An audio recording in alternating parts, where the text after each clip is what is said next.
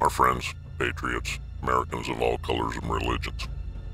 Being American is but one color, that color being red, the color of blood and courage, being just and righteous in our convictions. We are in perilous times and losing our freedoms and liberties daily, with every executive order that is being signed. We can now be lawfully detained without cause on American soil and be held indefinitely.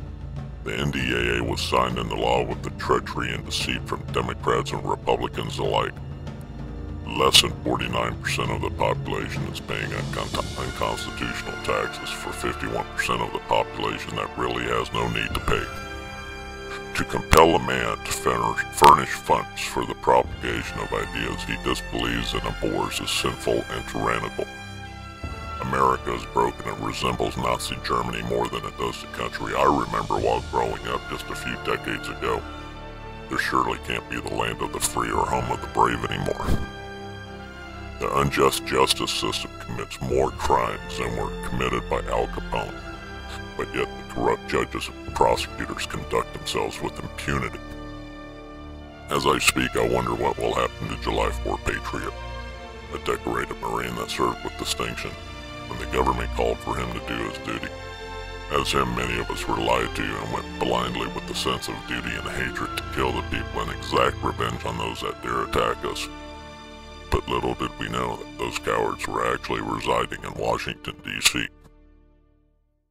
After 2 mistrials and a contrived jury, not to mention an obviously corrupt judge, Sergeant Charles Dyer was found guilty and the jury recommended a 30-year sentence on fabricated charges. Many ask, how is this possible? First, that the prosecutor can continue to trial until they get the result that they want, and then the judge not to allow crucial evidence that would show innocence. Americans are asleep at the wheel. Why are you not yelling at the top of your lungs for justice? Our founding fathers would have had these corrupt sycophants hanging from trees by their necks until dead. Today we are content on reading about it in the newspaper and keeping our heads in the sands of time, not realizing that tomorrow it very well could be you on the stand. That is, if they want something you have, like your property for sustainable development in accordance with Agenda Item 21 from the United Nations. First they come for the patriots, and you didn't say anything. Then they came for you, and you were all alone and there was no one to say anything to. We are at this cusp in history, my friend. Are you going to say something or let a few brave do the bidding for you? Are you going to cower like a child from the New World Order that is preparing to have tentacles in every aspect of your life? I am Sergeant Charles Dyer. I am Randy Weaver. I am the Hootery Militia. I am Elian Gonzalez. I am David Koresh. I am Brian Terry. I am you, and without you, brave Americans and patriots, I will die. We must unite in civil disobedience. As a great man once said, one has a moral responsibility to disobey unjust laws. It is not always the same thing to be a good man and a good citizen. My friends, I am tired, very tired of carrying a load that is not mine, but contrived by my government forcing me to carry the burden of my government's excessive spending, while mocking my very unalienable God-given rights as an American. In reality, what is it that we have to show for being Americans? We are no longer trendsetters.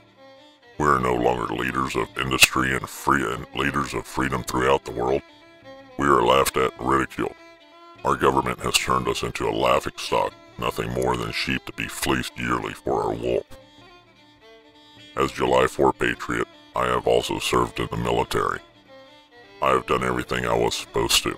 Serve my country, serve my community, pay my unconstitutional taxes to a private enforcer for a private bank. For this, my country now labels me a threat and a potential domestic terrorist. I want to make this very clear. Coming from such an evil and corrupt government, I gladly accept any such title you wish to bestow upon me. Some are choosing to leave America because of the pressures and the future aggressions perceived by the government. I for one am staying no matter what. I refuse to be ran out of my country like a common vagrant by a bunch of pinheads. I have seen death that doesn't scare me. I know that when the time comes I will give all. What will you give when the time comes? I could not think of a more noble and honorable death in the defense of America, the Republic. Should that time come, I will be in good company. I am sure that by now the government stooges will be tracing this posting. Rightfully so, I would be very nervous if I were a collaborator. I would know that my time is numbered. I am sure this is just one of very many posts that has grabbed their attention. A word of advice to the collaborators: beware, we are awakened. I am Sergeant Charles Dyer. I am Randy Weaver. I am the Hootery Militia. I am Elian Gonzalez. I am David Koresh. I am Brian Terry. I am you, and without you, the brave Americans and patriots will die.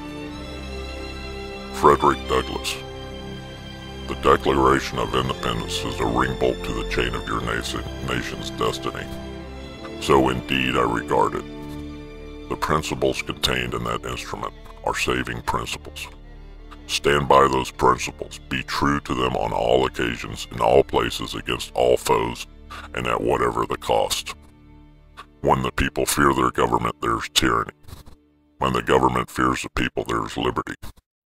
I will fear for not much longer.